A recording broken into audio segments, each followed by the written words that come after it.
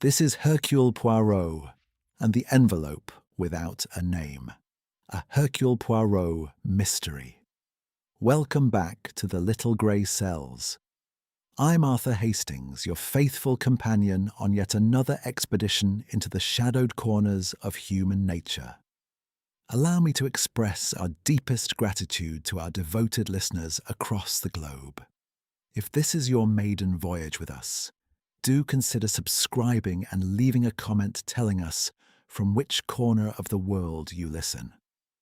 Tonight, a blank envelope, a sealed island, and a legend that was never what it seemed. Lower your lights, pour yourself a calming tisane in the manner of Poirot himself, and ready those little grey cells of yours. Chapter 1. The Place That Remembers. The carriage lurched over the last mile of coastal track with an enthusiasm that Hercule Poirot found entirely unjustified. He gripped the leather strap above the window and pressed his lips together in an expression that fell somewhere between displeasure and philosophical resignation. Outside, the Cornish sky was the colour of old pewter, and the sea, glimpsed in sullen flashes between the headland rocks, was worse. The waves did not crash.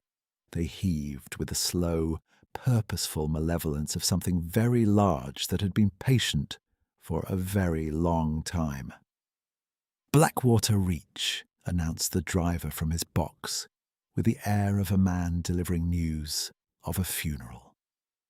Poirot descended onto the quayside and stood for a moment, regarding the causeway with the expression he reserved for untidy crime scenes and badly knotted ties.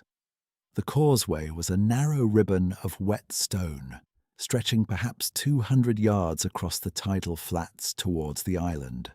Yet the tide was retreating, grudgingly, as though it resented being asked. Pools of seawater still lay in the hollows of the stone, and the whole surface glistened with a cold, unwelcoming light. Beyond the causeway, the island rose in a low hump of dark rock and gorse, and at its highest point, if one could dignify such a modest elevation with the term, stood Eidolon House. Poirot looked at it for some time without speaking. It was adorned very slightly like men who have been standing too long in one place. It sat atop its rocky eminence with the expression, if houses may be said to have expressions, of something that has seen too much and cared, eventually, too little. Monsieur Poirot. The man who appeared at the landward end of the causeway was lean and weathered, with the unhurried movements of someone who had lived long enough beside the sea to stop being impressed by it. He wore a waxed coat and carried an oil lantern that was lit, though it was not yet 4 o'clock. "I am Edwin Marsh," the man said. "Caretaker. Mrs. Glyde sent me to see you across." He glanced at the causeway with the flat assessment of a man consulting a clock. "We have 20 minutes before the tide turns. Best not to linger, sir." Poirot did not linger. He crossed with the careful precision of a man for whom wet shoes represented a moral failing, and arrived on the far shore with his dignity largely intact, and his opinion of the enterprise not improved in the slightest. The house received him without enthusiasm. The entrance hall was dim, the ceilings high, and the air carried the particular compound of scents that attaches itself to houses near the sea and never entirely leaves. Salt, old wood, extinguished candles, and something else, something faintly metallic that Poirot, who noticed such things, filed away without comment. The walls were panelled in dark oak that had absorbed decades of damp. The flagstone floor was uneven. A fire burned in the grate at the far end of the hall, and it smoked. Poirot removed his gloves, looked at the fire, and sighed through his nose. "Monsieur Poirot."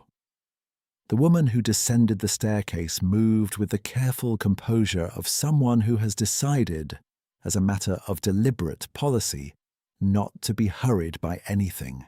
She was perhaps 50, pale in the manner of fine porcelain, and dressed in grey, not morning grey, but the grey of someone who has found a colour that makes no demands. Her eyes were intelligent and somewhat too still. "Mrs. Glyde," said Poirot with a small, precise bow, "I'm so very glad you could come." Her voice was low, and she had the habit, Poirot noted it immediately, of leaving small pauses after her sentences, as though listening for something beyond the room. "The others have already arrived. We are gathering for tea. I thought perhaps before I introduce you, I might explain—" "You might," Poirot agreed pleasantly. "Tell me everything." "Yes, that would be most useful." She led him to a small sitting room off the hall that had been persuaded, by means of a second fire and several lamps, into an approximation of comfort. The windows looked out across the tidal flats to the mainland, which was already growing indistinct in the fading afternoon light. The sea was coming in again. One could hear it, not a crashing sound, but a long, slow inhalation that seemed to come from everywhere at once, and from nowhere one could precisely identify. "I have owned Eidolon House for 3 years, Mrs. Glyde said, settling into a chair with the care of someone setting down something fragile. "I inherited it from my late husband's family. It has been in the Glyde family for 4 generations, though none of them cared for it overmuch. They came in summer occasionally, but they did not stay." Another of those pauses. "I have chosen to make it my home. I find it—" She stopped. "Congenial," Poirot offered. She looked at her hands. "Honest," she said finally. "It does not pretend to be something it is not." Poirot considered this for a moment. "You wrote to me," he said, "of a legend, an envelope, a history of unexplained deaths. You expressed, and I quote from memory, you will forgive me, a fear that history was preparing to repeat itself." He tilted his head. "You invited a gathering of guests for this week. You wished me present. Pourquoi? Why now?" Mrs. Glyde was quiet for a moment. Through the window, the mainland had entirely disappeared. "Because," she said, 3 days ago, I found an envelope on the dining table. No name, no address. Blank and slightly damp. One and placed precisely in the centre of the table at a time when I was certain, that no one had entered the room. Poirot did not change his expression. "And the legend," he said in a tone of mild inquiry. "The legend says that when the envelope appears," Mrs. Glyde said, "someone will die before the tide turns." Poirot was silent for a moment. Then he straightened a small ornament on the mantelpiece, a china shepherd that had been leaning half a degree to the left, and rose. "Then," he said, "let us go and meet your guests." The drawing-room was large enough to feel sparse, and the fire in it was losing its argument with the damp. Around it were gathered 5 people who had in common, Poirot noted with professional interest, only the quality of not quite looking at one another. Dr. Felix Armitage occupied the best chair with the easy assurance of a man accustomed to occupying the best chair. He was broad-shouldered and red-faced, with heavy eyebrows and the loud, brisk manner of a man who has found that certainty saves time. His daughter Lydia sat on a low stool beside him, young, sharp-featured, with restless hands, and the slightly too bright eyes of someone who is listening more carefully than they appear to be. On the far side of the fireplace, apart from the others with the air of someone who has chosen to be apart, sat a young woman of perhaps 25. She had dark hair and a quality of stillness that was not, Poirot thought, the stillness of calm. She was watching the fire. She did not look up when they entered. "Miss Clara Vane," Mrs. Glyde said quietly. The young woman raised her eyes. I acknowledged Poirot with a small nod and returned her attention to the flames. The fourth guest rose from his seat with the practised ease of a man who is always pleased to meet people and is aware that he is. "Mr. Julian Kershaw," said Mrs. Glyde, "an antiquarian. He has been researching the history of this part of the coast." Kershaw was perhaps 40, fine-featured, with a kind of face that arranges itself naturally into expressions of charming interest. He shook Poirot's hand with precisely the right degree of warmth. "Monsieur Poirot," he said, "what an extraordinary pleasure. I have followed your career with the greatest admiration." He smiled. "Though I confess I'm not certain even your little grey cells will find much to work with here. We are quite cut off from the rational world, I'm afraid." He said it lightly and with humour. But Poirot, who was watching, saw that when Kershaw said it, Clara Vane's hands tightened very slightly in her lap. "On the contrary," said Poirot pleasantly, settling into a chair and accepting a cup of tea that proved, as he had feared, to be strong in entirely the wrong way. "The rational world is the only one I have ever inhabited." He looked around the room. "Now, shall we talk about the legend?" Dr. Armitage let out a short, dismissive sound. "I'll tell you what the legend is," he said. "Coastal superstition. The kind of thing that grows in isolated places where people have too much time and too little scientific education. A blank envelope? I've no doubt someone places it there deliberately for reasons that are perfectly explicable and not remotely supernatural." "Felix," Lydia touched her father's arm. There was a warning in it. "I am merely pointing out—" "No one here," said Mrs. Glyde with a quiet that was more effective than loudness, "has claimed it is supernatural. We have claimed that it is unexplained." Poirot set down his tea. Outside, the tide was fully in now. The causeway was gone.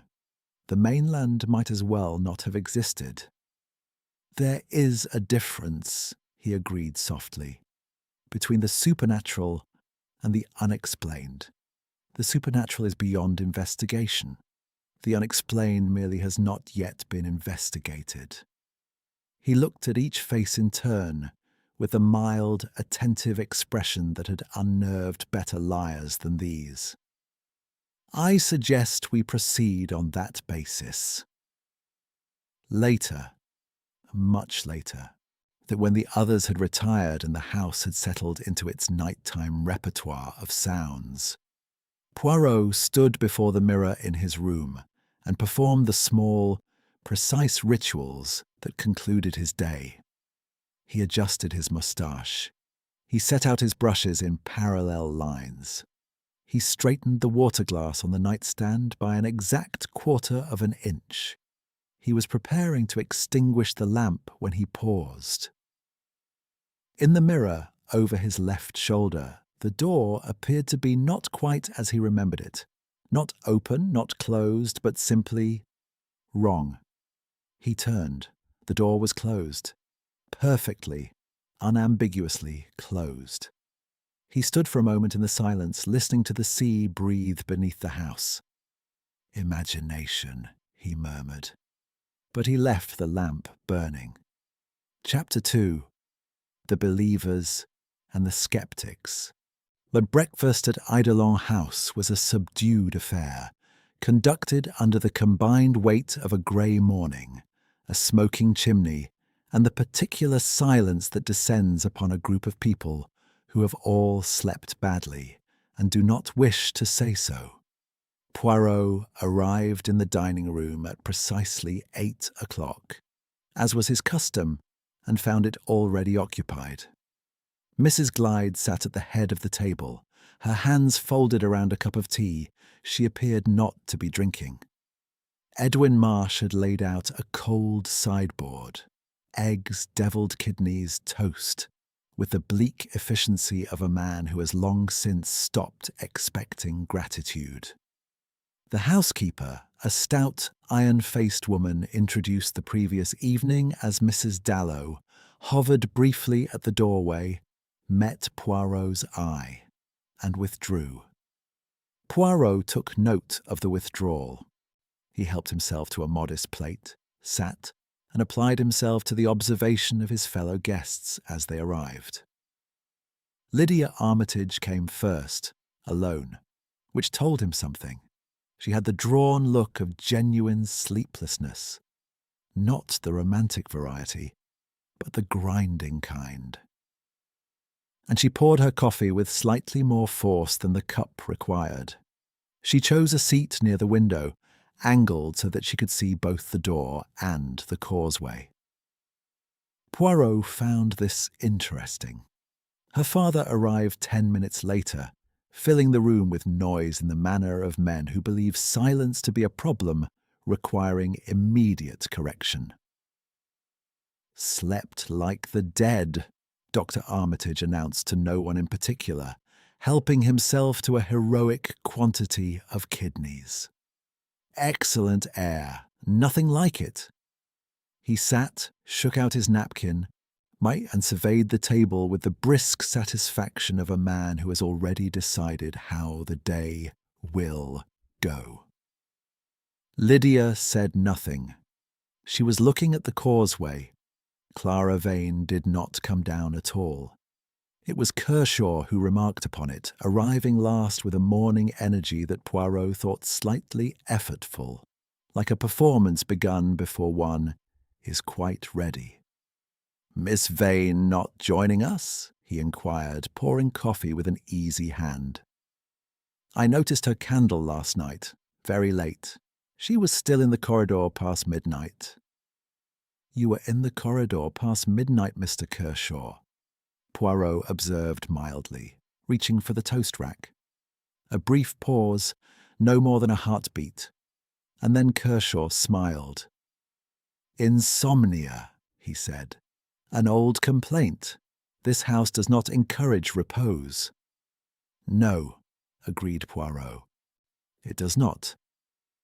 After breakfast he walked, which was not his custom, but the house required understanding, and a house is best understood on foot.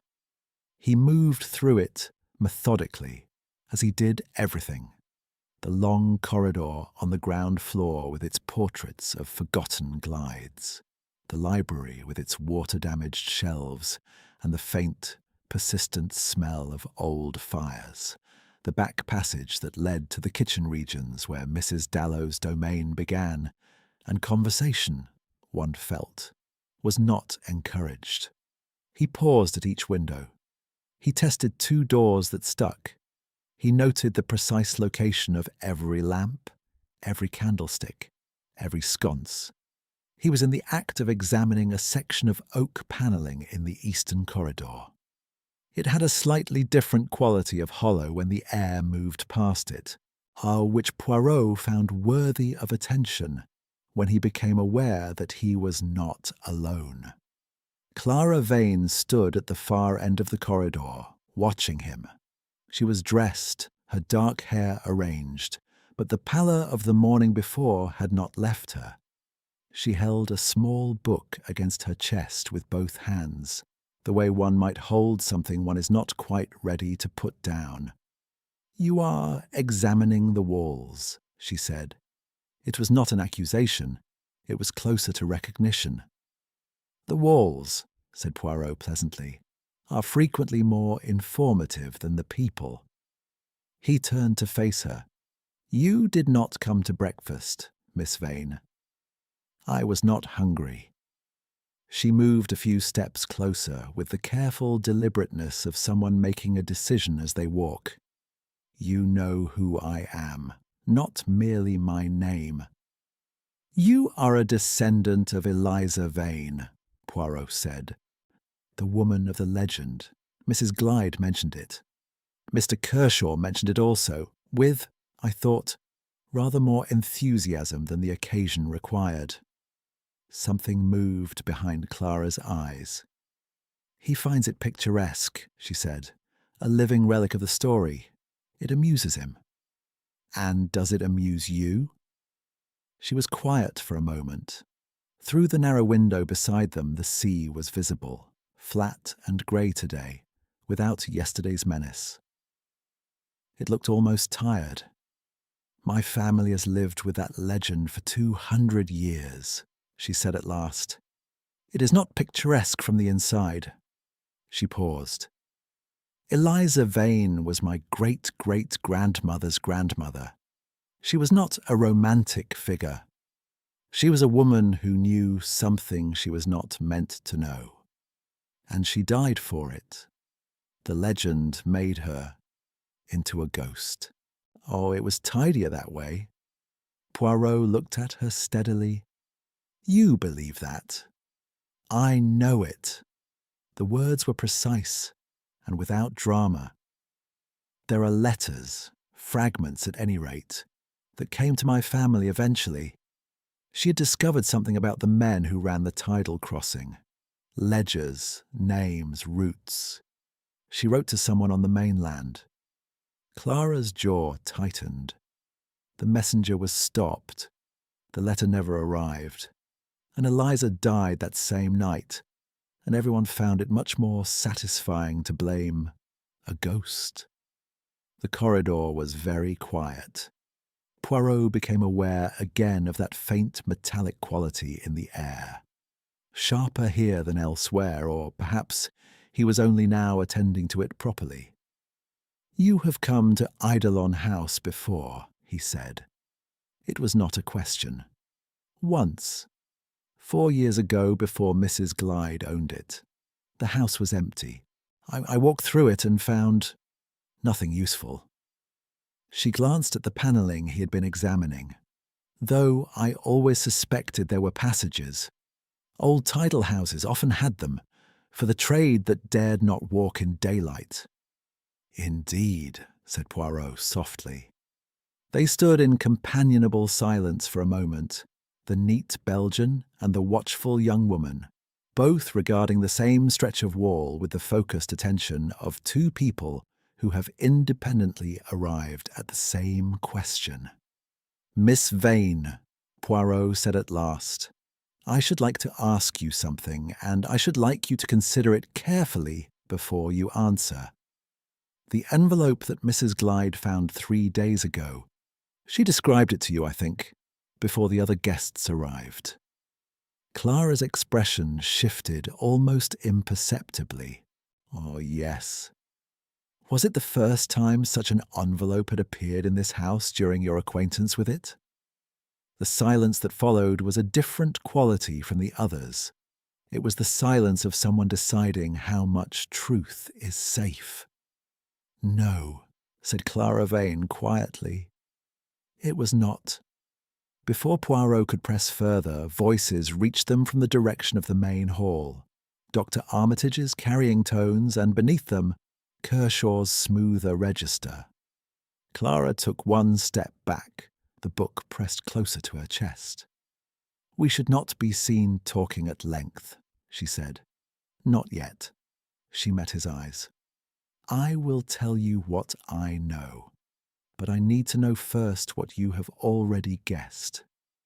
She turned and walked away down the corridor, and Poirot watched her go with the expression of a man to whom a very interesting piece of a puzzle has just been handed. Interesting not only for its own shape, but for the shape of the gap it leaves behind. He turned back to the panelling. He pressed his palm flat against it, at the point where the hollow sound had been faintest. Beneath his hand, very slightly, it breathed. Poirot withdrew his hand and straightened his cuffs.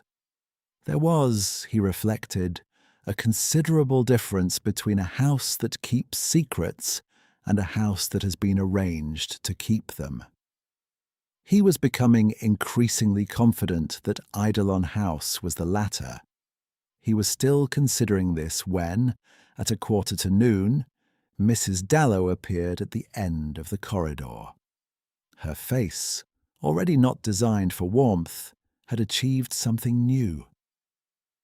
"Mr. Poirot," she said. Her voice was quite flat. "You had best come to the library." "Ah," said Poirot.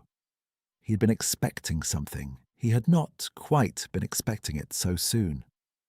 "Someone," said Mrs. Dallow, "has been at the writing desk." The seals on the 3 of the drawers had been broken. The blotter had been moved. And on the leather surface of the desk, placed with a neatness that felt deliberate and faintly contemptuous, lay a single envelope. Blank, slightly damp, perfectly scented. Poirot stood over it for a long moment without touching it. Behind him, through the salt-filmed window, the tide was coming in again. It was always coming in. Chapter 3. Something Wakes. The envelope was removed to the mantelpiece, where it sat for the remainder of the morning with the quiet authority of an uninvited guest who knows perfectly well he will not be asked to leave. Poirot had not touched it. He had looked at it carefully from 3 angles, with his hands clasped behind his back. And then he had asked Mrs. Dallow 2 questions. The first was whether anyone had been in the library since the previous evening. The second was what had been served at dinner the night before. Mrs. Dallow answered both questions with the compressed economy of a woman who considers speech a limited resource best conserved, and then retired to her kitchen, where the atmosphere, one imagined, was considerably more predictable. The others had been summoned, and now they stood or sat around the library in the various postures of people confronted with something they feel differently about than they have admitted. Dr. Armitage stood with his arms folded, regarding the envelope on the mantelpiece with the expression of a man determined not to be impressed. Lydia sat in the window seat with her knees together and her hands in her lap, watching her father. Kershaw had taken up a position near the bookshelves, slightly apart, with the relaxed attentiveness of a man at a particularly good theatre. Mrs. Glyde stood near the door. She had not spoken since entering. Clara Vane had not come. "Well," said Dr. Armitage at length, "there it is. Someone has placed an envelope on a writing desk. I trust we are not going to let this interfere with luncheon." "Felix." Lydia did not look at him. Please." "I merely point out—" "You have pointed out a great deal since we arrived," said Poirot without particular emphasis. He was studying the writing desk rather than the envelope, running one finger along the edge of the broken seal on the second drawer. "Tell me, Dr. Armitage, you are a medical man. If I wished to produce a document, a letter, shall we say, that appeared to have lain in a damp place for some days, what might I use?" The doctor blinked. "What?" "Chemically speaking, to simulate age, to give paper the texture of something retrieved from a damp cellar or a tidal shoreline." There was a short silence of the sort that has a particular shape. "Several compounds would serve," Armitage said slowly, the professional instinct winning briefly over the social one. "A dilute saline solution, if one wanted merely the texture, or something with a glycerin base, or—" He stopped. He looked at the envelope. He looked at Poirot. "Quite so," said Poirot pleasantly. "Thank you, Doctor." He crossed to the mantelpiece and lifted the envelope with a handkerchief, turning it to the light. The others watched. Kershaw had straightened almost imperceptibly away from the bookshelves. "The paper is not wet," Poirot said. "It is softened. There is a distinction. Wet paper has weight and gives at the edges when handled. This," he tilted it slightly, "has been treated. It is a performance of dampness, not dampness itself." He set it down again. "And here on the underside you will observe a small imperfection, not a crease, a smudge, partial. The outer edge of a fingerprint, made while the compound was still tacky." Lydia stood up from the window seat. "Then someone in this house made it," she said. The directness of it cut through the room like a draught. "Someone in this house placed it," Poirot corrected gently. "Whether it was also made here we shall establish presently. What concerns me at this moment is the writing desk." He turned back to the drawers. 3 seals broken, not forced. There are no marks of a blade or a tool. The wax was lifted cleanly. "This requires heat, a small, controlled heat." He paused. "And patience, considerable patience." "What was in the drawers?" Kershaw asked. "An excellent question."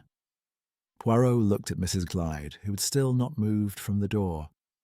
She seemed to collect herself. "Correspondence," she said carefully. "Old correspondence. Letters belonging to previous owners of the house. I had not gone through them thoroughly. I had intended to, eventually. And now someone has gone through them for you." Poirot regarded her steadily. "Was there anything among that correspondence which you believe to be of particular interest?" The pause that followed was a fraction too long. "I don't know," said Mrs. Glyde. "I told you, I had not read them." Poirot accepted this with a small nod that committed him to nothing. The storm arrived that afternoon, as though it had been keeping an appointment. It came in from the southwest in successive grey curtains, and within an hour the windows were running with water, and the sound of the sea had changed entirely. From that slow, patient breathing to something more insistent, less willing to be ignored. The lights in the ground floor rooms flickered twice, and then gave up the pretense altogether. Mrs. Dallow appeared with oil lamps, distributing them without comment, like a woman issuing equipment before a siege. Poirot spent the afternoon in the manner he found most productive, apparently doing very little. He sat in the drawing-room with a book he did not read, while the household moved around him. He observed that Kershaw disappeared for 45 minutes and returned from the direction of the back corridor, not the front stairs. He observed that Lydia Armitage stood for some time outside the library door before entering, looking at something, or for something, along the skirting of the floor. He observed that Mrs. Dallow, passing through the hall, paused at the base of the eastern corridor and stood for a moment with her head slightly tilted before moving on.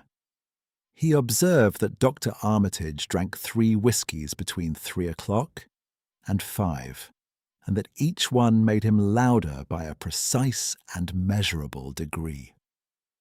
At 5:30, Kershaw came to sit beside Poirot's chair, with the amiable confidence of a man who has decided to be charming and sees no reason why this should fail. "You have been very quiet, Monsieur Poirot," he said. "I am always quiet," Poirot replied, turning a page. "It is one of my more useful qualities." Kershaw smiled. He had an excellent smile, warm, self-deprecating, entirely convincing. "I wonder if I might be of assistance. I know the history of this coast rather well. The Vane story, the smuggling routes, the families involved. If there is something in the house's past that is relevant, "There is always something in the past that is relevant," said Poirot. "That is precisely what makes the past so inconvenient." He looked up. "You have been researching the Glyde family's connection to the old coastal trade, I think, not merely the vain legend." It was precisely the kind of statement that could be denied easily enough.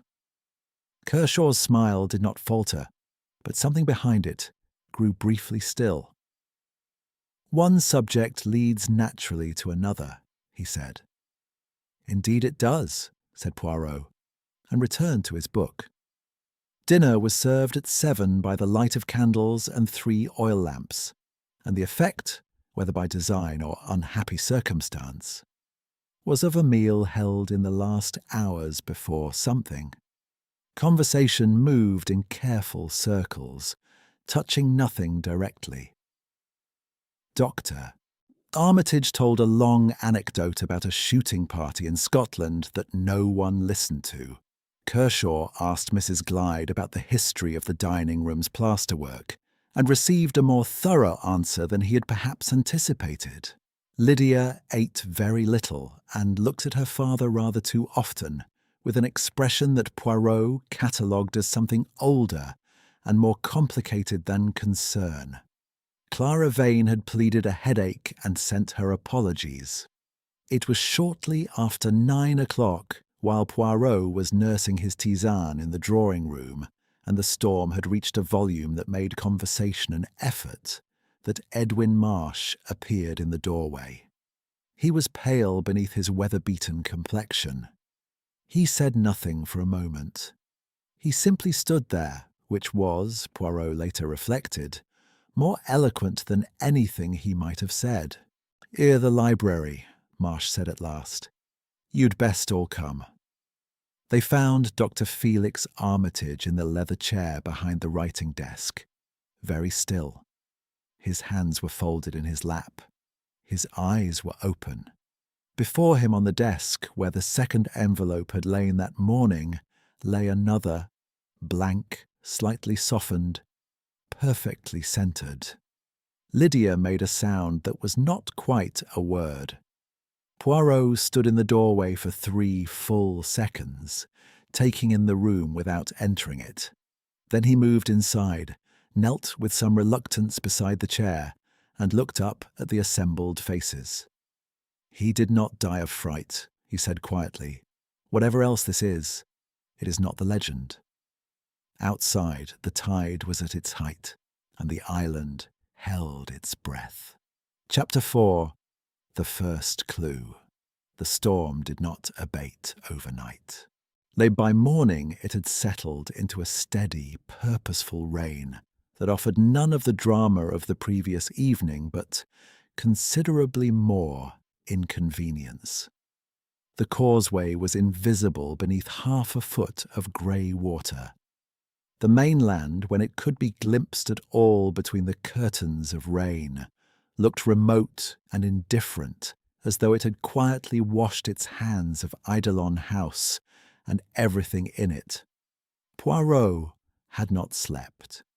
He had sat in the small armchair in his room with a lamp burning and his dressing gown belted precisely, and he had thought. This was, for Hercule Poirot, not insomnia. It was work. At 6 o'clock he rose, dressed with his customary thoroughness, and went to the library. The body of Dr. Armitage had not been moved. There was, after all, nowhere to move it to. The island was sealed, the causeway drowned, and the nearest telephone was on the mainland. Mrs. Glyde had sent Marsh to try the receiving set in the upper room, the old wireless apparatus that the house possessed in the manner of a relic, but the storm had made it useless. They were, as Kershaw had remarked with a pleasantness that Poirot found increasingly interesting, quite cut off. He stood in the library doorway and looked at the room as a whole before he looked at anything in particular. This was method. The particular has a way of swallowing the general if one permits it to. The room was long and low-ceilinged, lined on three sides with shelves that had given up any pretense of organization. A pair of armchairs flanked the fireplace on the left.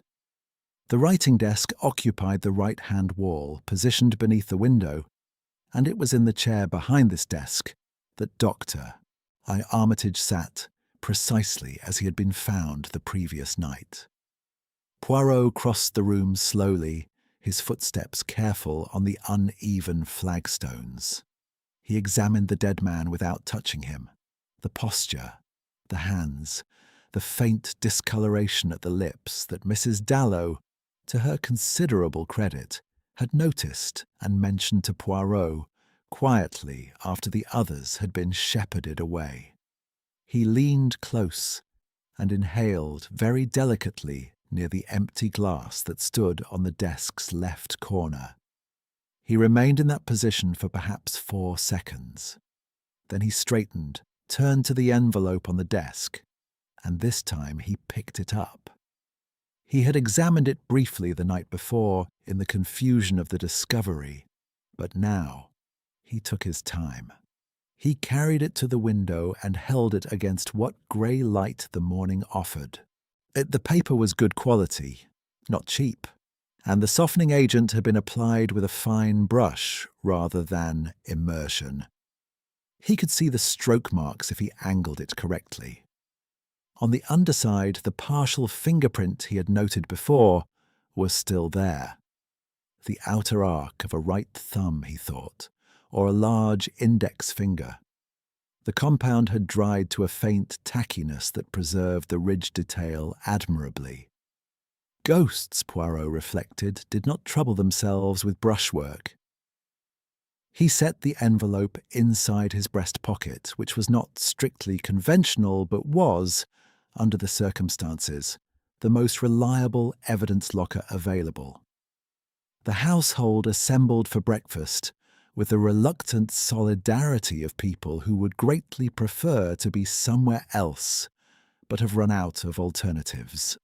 Lydia Armitage came down last and sat in the chair furthest from her father's habitual place, which was now conspicuously empty. She was composed in the manner of someone who has made composure into a discipline. She drank her coffee and said nothing, and the quality of her silence was different from Clara Vane's quality of silence, in the way that two kinds of cold are different. Mrs. Glyde poured tea with steady hands, and the expression of someone reciting an internal prayer of some length. Kershaw buttered his toast. It was this last detail that stayed with Poirot as he took his seat and accepted, without enthusiasm, a cup of the strong, flat tea that appeared to be Mrs. Dallow's one unvarying contribution to the household. Kershaw buttered his toast with the calm of a man at his own breakfast table, in his own home, and on an unremarkable Tuesday. He had slept, Poirot judged. He had slept well. "I should like to speak with each of you this morning," Poirot said with the pleasant directness of a man announcing a minor change of schedule. "Separately, if you will permit it. A matter of establishing the events of yesterday evening in their proper order." "You mean to question us?" Lydia said. "I mean to listen," Poirot said. "There is a distinction." He spoke with Clara Vane first in the small sitting room where Mrs. Glyde had first received him. He chose the room deliberately. It was off the main corridor, away from the kitchen sounds, with a view of the causeway that would remind them both of the precise nature of their situation. Clara was already there when he arrived, standing at the window with her arms folded. She had anticipated him, which itself told him something. "He was poisoned," she said before he had closed the door. Poirot sat down. "What makes you say so?" "The glass on the desk and the way he was sitting." She turned from the window. "My grandfather was a doctor, not a kind man, but an instructive one. I know what cardiac failure looks like when it is not cardiac failure. You are observant, Poirot said. I have had to be. She sat, folding her hands with deliberate calm. Mr. Poirot, I told you yesterday that I would tell you what I know when I understood what you had guessed. I think we are past that stage. We are considerably past it, Poirot agreed. She was quiet for a moment, arranging something internally. When I came to this house 4 years ago, she said, I was not merely curious. I was looking for a ledger. My family's letters, the fragments I mentioned, referred to it. A record kept by the men who controlled the tidal crossing in Eliza Vane's time. Names, shipments, payments. It was supposed to have been destroyed, but the letters suggested it had been hidden instead. Here in this house. And you did not find it? No. A pause. But I found evidence that someone had been looking before me. A section of the cellar floor had been recently disturbed, not excavated, but probed. And there were marks on the eastern passage wall that I recognized later as having been made by a measuring instrument.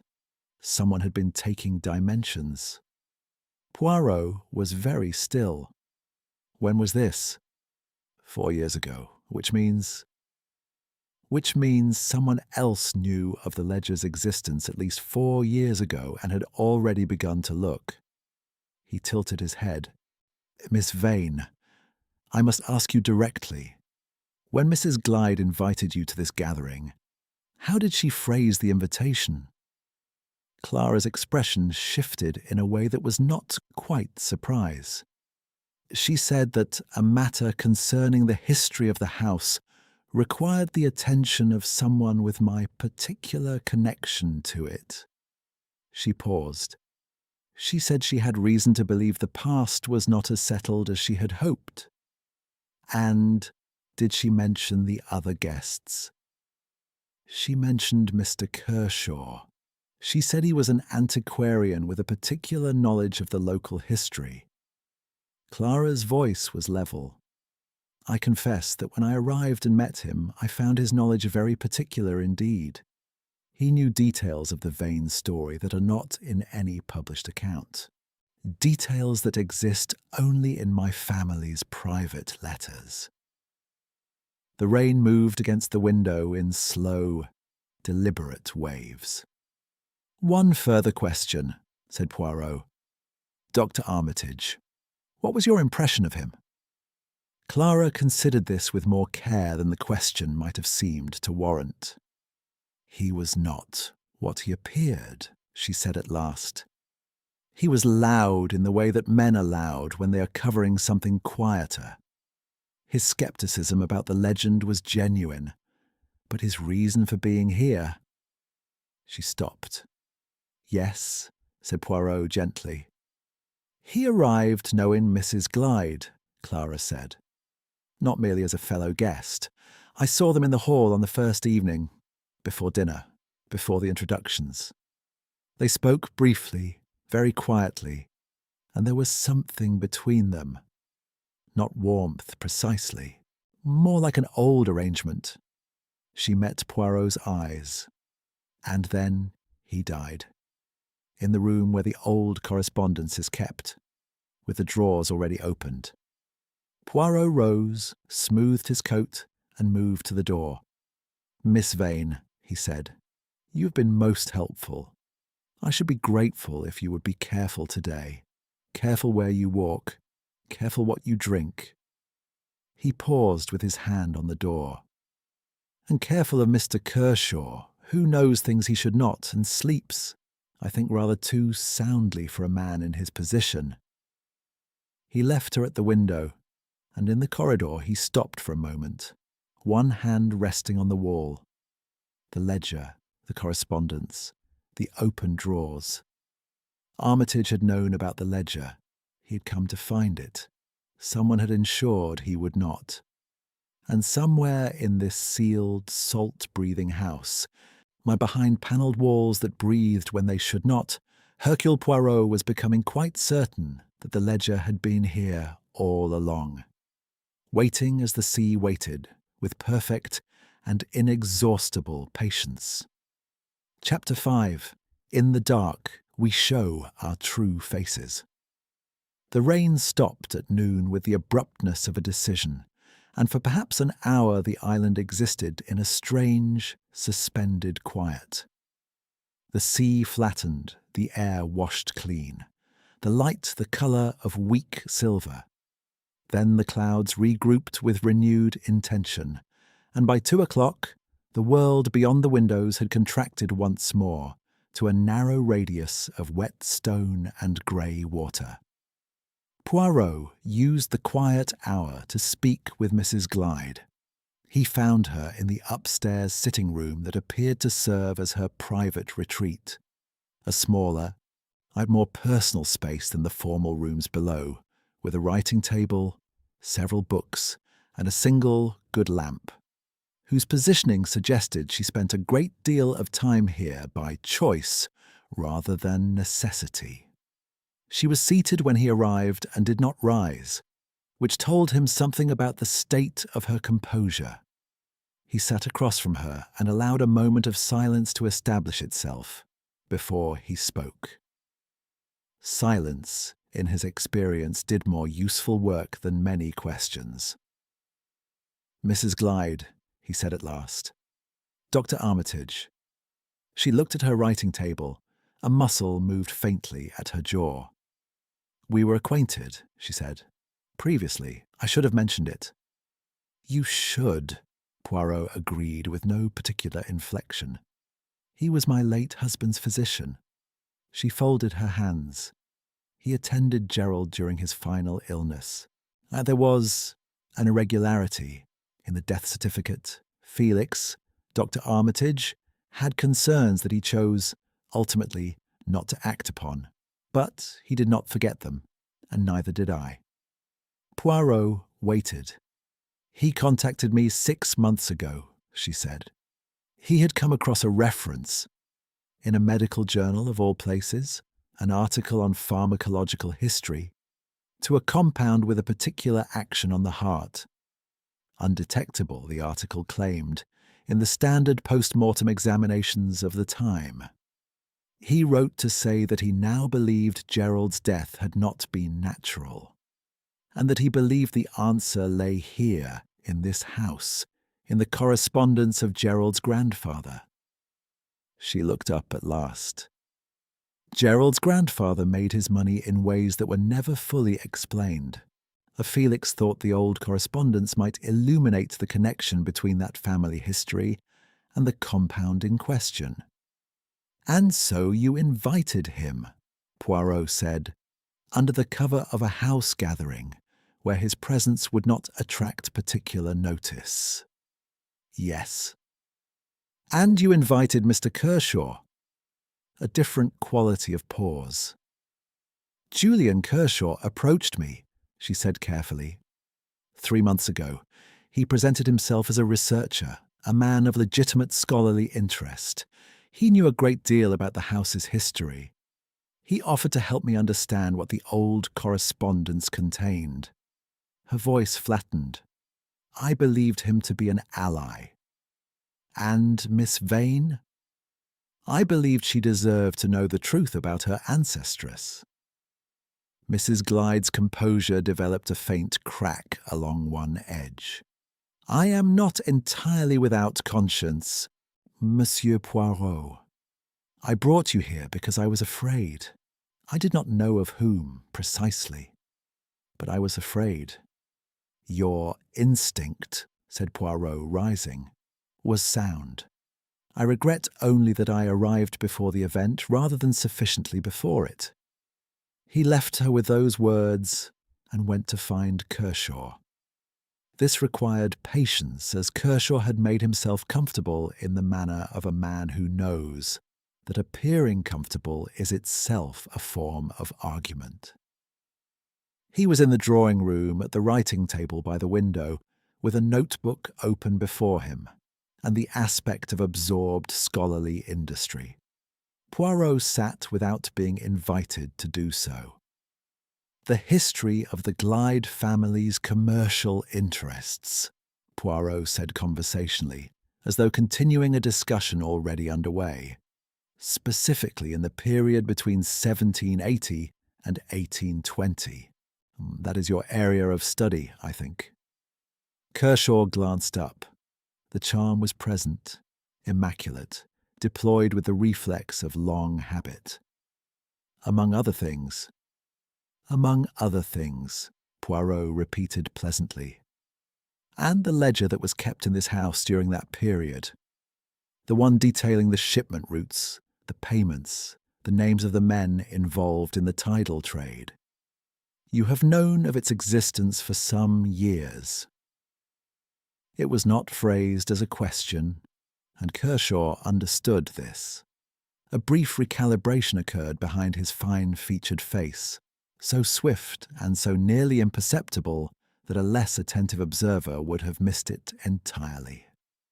"Historical records of that kind are not uncommon," Kershaw said. "No," Poirot agreed, "but this particular record is uncommon in one respect.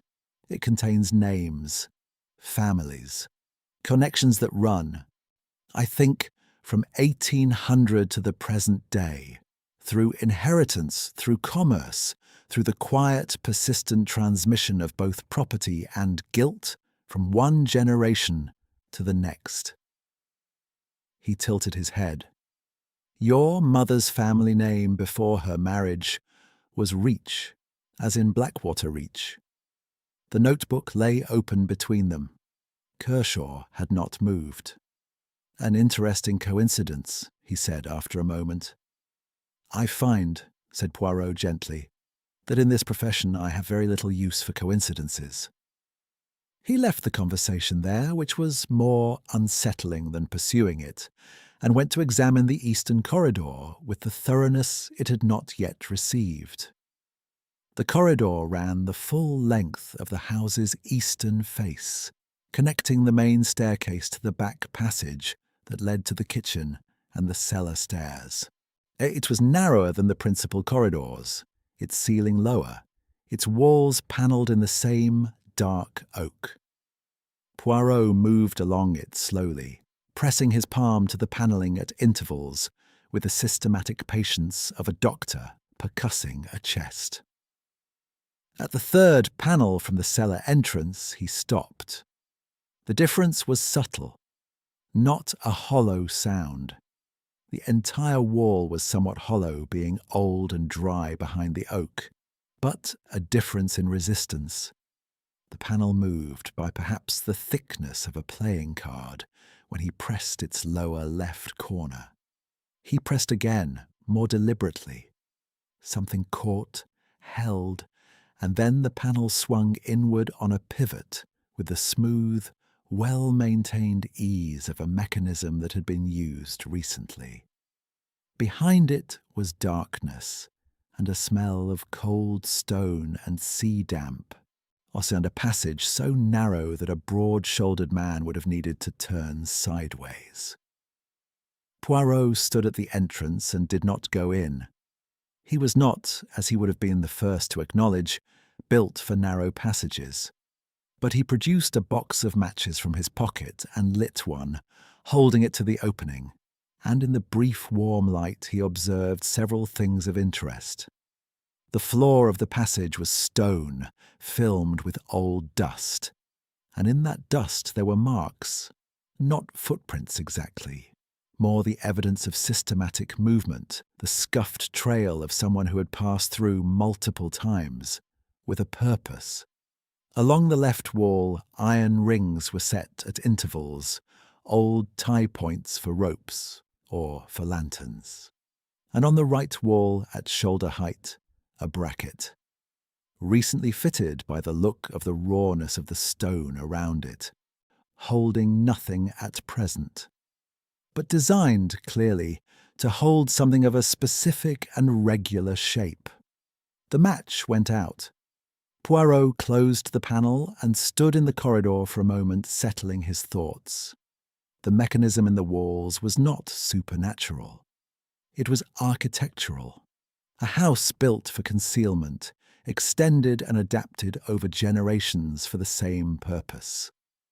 The sounds, the envelopes, the cold drafts, all of it routed through these passages by someone who knew them intimately and had prepared them with considerable care and forethought.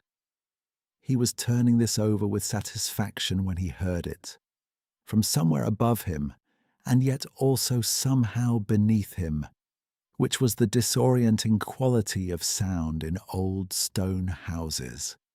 A bell rang, single, clear, and brief. He stood absolutely still. The bell rang again. It came from the direction of the old tower at the house's northern end, which Edwin Marsh had told him, on the first evening, had been sealed since the previous century. Poirot had accepted this information at the time with interest and without comment. He was moving toward the tower stairs when Lydia Armitage appeared at the corridor's far end. She was pale, and her eyes were too bright, and she was holding something in her right hand with the focused grip of someone who has picked up an object without being entirely certain why. It was an envelope. "It was in my room," she said, "on the pillow." Poirot looked at it without touching it. Then he looked at Lydia with the focused, measuring attention he gave to things that mattered. "Miss Armitage," he said, "your father came to this house with a purpose. I believe you knew what it was." A pause as brief and precise as a scalpel. "And I believe you know rather more than that." Her hand tightened on the envelope. Above them, from the sealed tower, the bell rang a third time and then fell silent, leaving behind it only the sound of the sea and the long, patient creaking of a very old house adjusting itself in the dark. Chapter 6. The History Beneath the Legend. Lydia Armitage held the envelope as though it had become, in the course of the last 60 seconds, an entirely different object from the one she had picked up. "My father," she said, "told me nothing." "That is not what I asked," Poirot said, with the patience of a man who has heard a great many technically accurate statements in his time and learned to receive them without enthusiasm. She looked at the envelope. Then she looked at Poirot. The brightness in her eyes was not tears, he decided, but the particular intensity of someone who has been holding a great deal very tightly and is beginning to calculate the cost of continuing to do so. "He told me he was coming here to retrieve something," she said at last. "A document. He said it was a matter of clearing a name. He did not say whose." A pause. "I thought he meant his own." "And did you believe that to be the entirety of it?" She was quiet for a moment, and in that quiet Poirot heard the precise sound of a decision being made. "He received a letter in October," she said. "I did not read it, but I saw the envelope." "Not a blank one," she added, with a brevity that carried something harder than humour. "It had a return address, a firm of solicitors in Plymouth. After that, he began making enquiries about this house, this island. He became careful, more careful than usual." She met Poirot's eyes. "My father was not a careful man, Monsieur Poirot. When he became one, it meant he was frightened." Above them, the tower was silent. Whatever mechanism had produced the bell's ringing had exhausted itself, or been satisfied, or been stopped. Poirot had not yet decided which. "The solicitors in Plymouth," he said. "You remember the name?" "Carrow and Wale." She said it with the precision of someone who has been remembering it for some time against exactly this sort of occasion.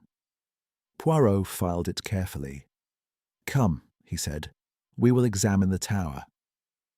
The tower staircase was at the north end of the house, behind a door that Marsh had described as sealed, but which was, in fact, merely locked.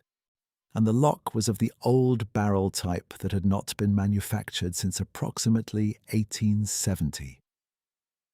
Poirot studied it for a moment with the expression of a man who finds incompetence aesthetically offensive, and then produced from his waistcoat pocket a small implement that he did not explain to Lydia, who was watching, and which opened the lock in under a minute. "You carry that routinely," Lydia said. "I carry many things routinely," Poirot replied. "One develops habits." The staircase was stone and narrow and smelled powerfully of damp and of something underneath the damp that Poirot identified after a moment as phosphorus. Faint, but present, clinging to the walls in the way that chemical compounds will cling to porous stone. He ran a finger along the wall and examined it in the weak light from the arrow-slit windows, and a faint, luminous residue on his fingertip, pale green. He showed it to Lydia without comment. The bell was in the tower room at the top of the stairs. A small room, bare-floored, with a single window facing the sea. The bell itself was mounted on the wall, old iron, perhaps genuinely antique, but connected by a length of fine wire to a mechanism bolted to the floor beside it. The mechanism was not antique. It was a small clockwork device, wound and tripped on a timer, of the kind used in photographic studios and, Poirot thought, by people who required an effect to occur at a precise and predetermined time without requiring their personal presence to produce it. The timer had run down. Its face showed it had been set for 5 o'clock. Poirot crouched beside it and examined the floor around it. Sawdust, fine and fresh, on from the bolting, and boot marks in the old dust. 2 sets, one heavier than the other, both recent. 2 people knew of this room, Poirot said. One installed the device. One came later, perhaps to check it, perhaps to interfere with it. He straightened, considering the window. It faced north across the open water. At high tide, a light placed here would be visible from the mainland, or from a vessel offshore. He stored this thought and said nothing of it to Lydia. They descended without speaking, and at the bottom of the stairs Poirot relocked the door with the same small implement, which Lydia by now appeared to have decided not to comment upon further. He found Clara Vane in the kitchen, which surprised him slightly. She was at the large table with Mrs. Dallow at the far end, and between them lay a quantity of old paper. Not the correspondence from the writing desk drawers, but something different, older. The paper was thick and dark at the edges, covered in a close, faded hand. Mrs. Dallow looked at Poirot with the expression of a woman caught at something she had privately sanctioned, and was now uncertain required defending. Clara looked up without guilt, which was more interesting. "Mrs. Dallow has known about this for some time," Clara said.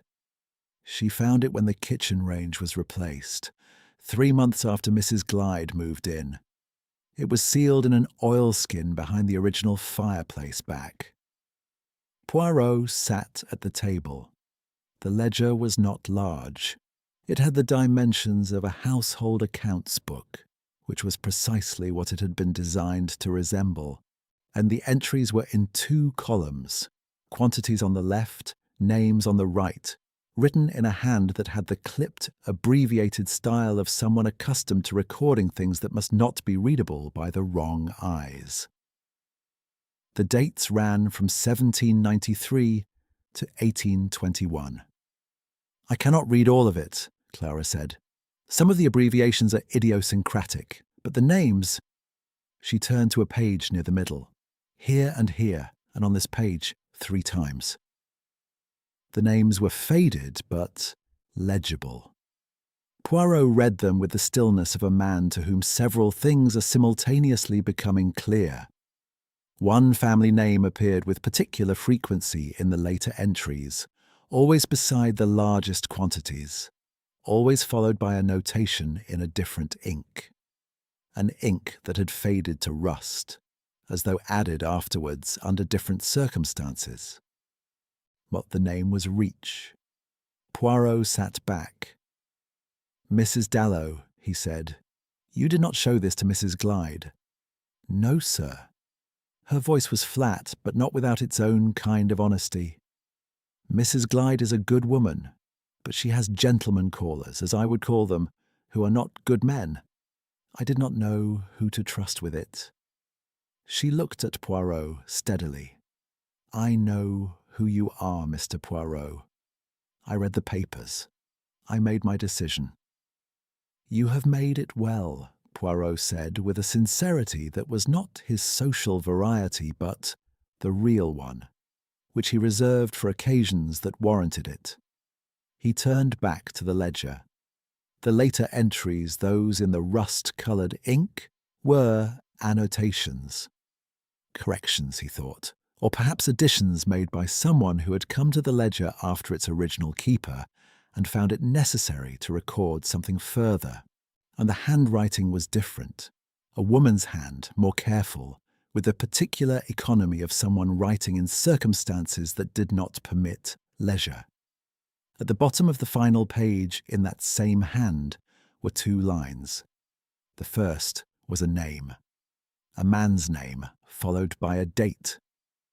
The second was 4 words that Eliza Vane had written, Poirot judged, on the last night of her life, and which the oilskin and the old stones and 2 centuries of patient waiting had preserved with faultless fidelity. "He will come tonight." Poirot closed the ledger gently and rested his hand on its cover for a moment, with the gravity one extends to things that have waited a very long time to be found. Then he looked at Clara Vane, who was watching him with the composed, eye-arrested expression of someone who already knows what is coming and has been steeling herself for the weight of it. "Your ancestress was not merely a woman who discovered something," Poirot said quietly. "She documented it, named them, dated them, and she knew she was in danger when she did so."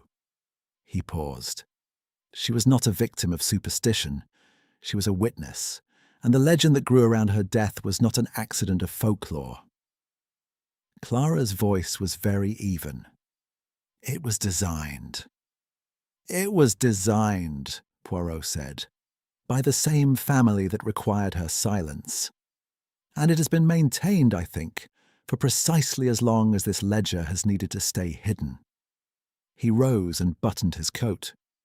"Which means that whoever in this house knew the ledger had been found, and I think someone did know, or suspect, had very urgent reasons to act before it could leave the island."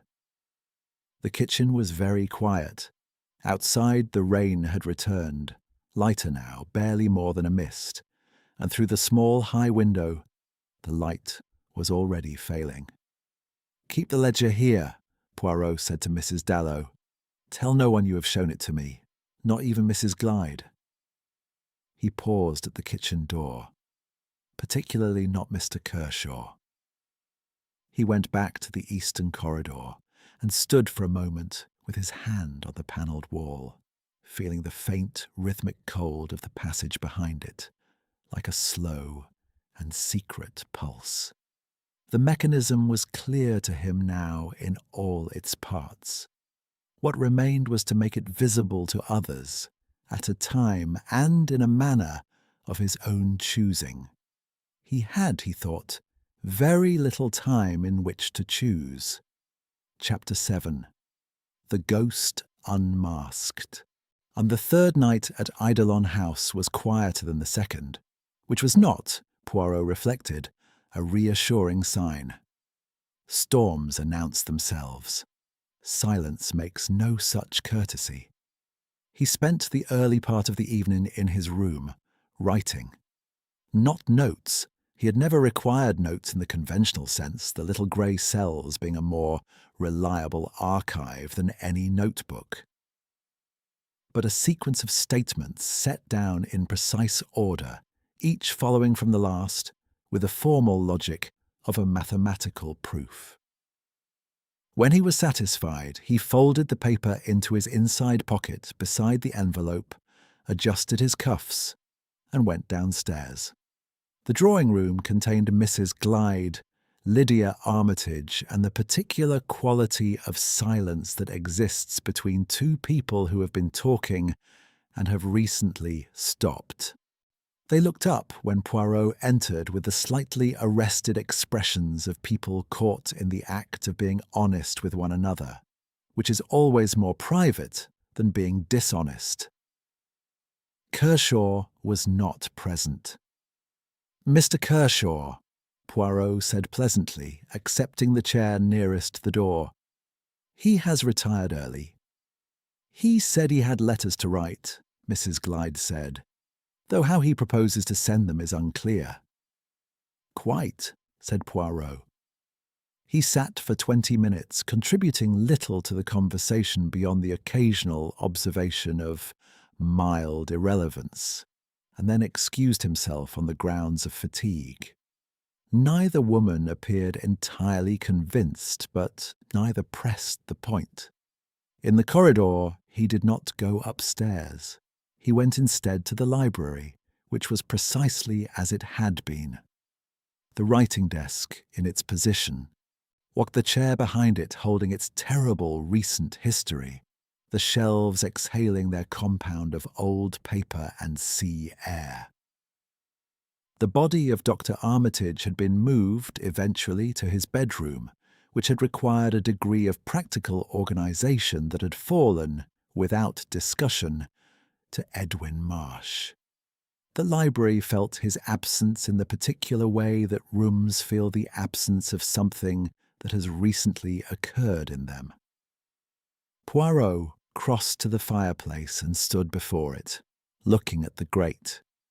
Then he looked at the chimney breast. Then, with the care of a man who dislikes kneeling but understands its occasional necessity, he knelt and looked at the back of the grate itself. The flue damper, which should have sat flush against the chimney throat, had been modified. A fine wire ran from it along the interior of the chimney breast, disappearing upward into the dark. The wire was new. The attachment point had been scored into the old iron with a tool that left bright, clean marks in the rust.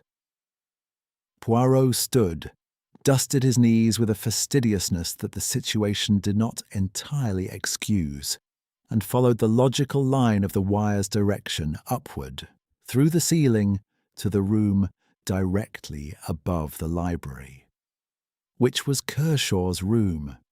He did not go up immediately. He went first to the eastern corridor, opened the panel, and with rather more personal reluctance than he would have cared to express aloud, he entered the passage. It was low and cold, and the darkness was complete beyond the reach of his match. He moved slowly, one hand on the wall, counting paces. The passage ran, as he had estimated, parallel to the eastern face of the house, lie with branches at intervals, one turning left, which would bring one out, he calculated, beneath the library chimney breast, one continuing north toward the tower stairs, one descending steeply toward what must be the cellar. The iron rings were at regular intervals. The bracket he had noted on his first examination had been joined, he now found, by a second one, 4 feet further along, and between them a length of thin copper tubing ran through a hole bored in the wall, bored recently, the stone dust still pale and fine on the passage floor below it. He followed it to its terminus in the library side wall, where the tube ended in a small aperture, no larger than a florin, plugged with a wad of material he recognized as cotton wadding of the kind used in pharmacological preparation. He removed the wadding with his handkerchief. He brought his face close to the aperture and inhaled very carefully, with the controlled deliberateness of a man who has thought clearly about the risks involved and decided they are acceptable.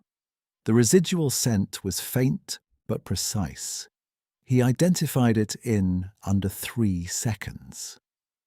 It was the same compound he had detected at the lip of Dr. Armitage's glass.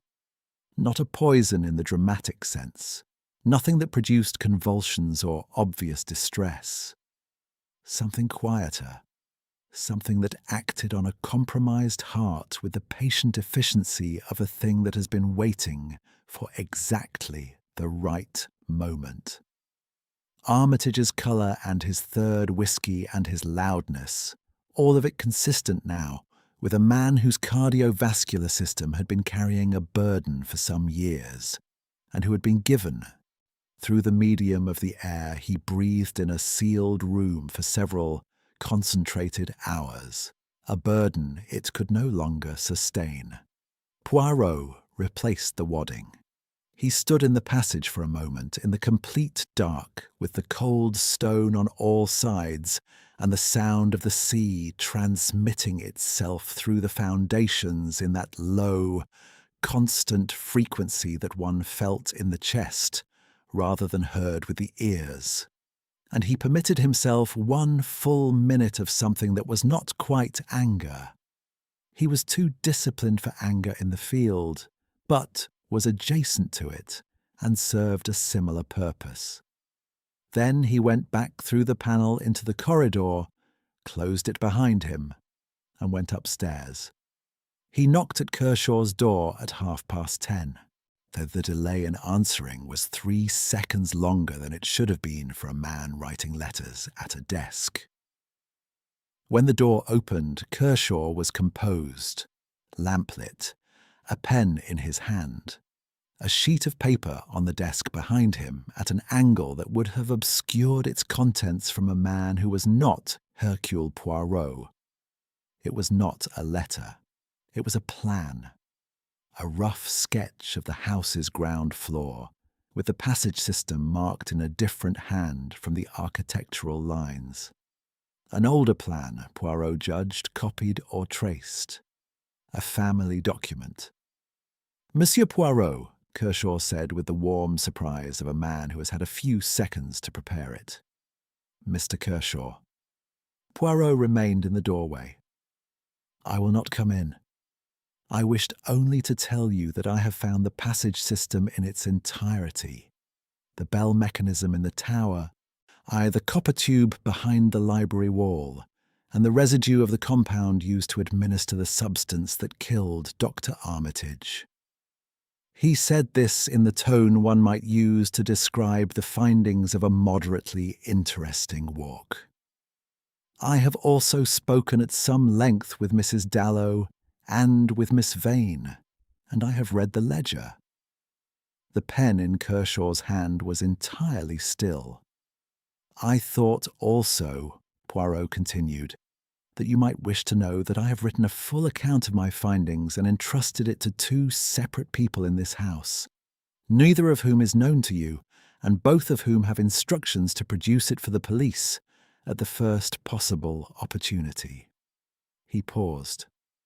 "I mention this not as a threat, you understand, but as a point of information. It seemed courteous." The stillness behind Kershaw's face was of a different quality now from the controlled, performed variety he had been deploying since his arrival. This was the stillness of a man rapidly examining a landscape that has changed beneath him. "You have no evidence that connects me to Felix Armitage's death," he said. His voice was measured, almost academic. "A compound in a wall, a mechanism in a tower. These things establish a system. They do not establish a hand." "Not yet," Poirot agreed pleasantly. "The fingerprint on the envelope will establish the hand. The solicitors Carrow and Whale in Plymouth who administered the estate of your maternal grandfather, a Mr. George Reach, will establish the inheritance. And Edwin Marsh, he added, as a comfortable afterthought, who recognized you on the first evening but could not place the connection until I assisted his memory this afternoon, will establish that you visited this house 4 years ago under a different name. Kershaw said nothing. "Sleep well, Mr. Kershaw," said Poirot. "Tomorrow the tide will recede and we shall all return to the mainland. I should recommend that you do not use the passages tonight. I have made certain arrangements."